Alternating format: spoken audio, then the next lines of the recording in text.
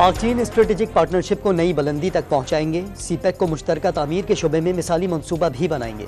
चीनी सदर Xi Jinping का पाक चीन इक़्तिसादी राहदारी मनसूबे के 10 साल मुकम्मल होने पर तहनीती पैगाम, हर हाल में पाकिस्तान के साथ खड़े होने का अज़म भी दोहरा दिया।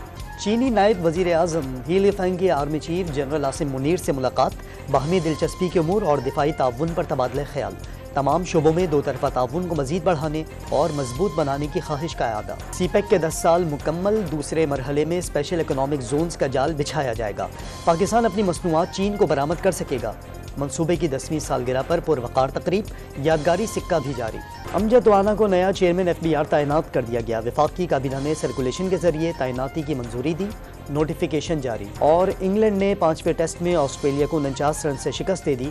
5 मैचेस की एशेज सीरीज 2-2 से बराबर। दिफाई चैंपियंस होने की वजह से एशेज की ट्रॉफी ऑस्ट्रेलिया के नाम।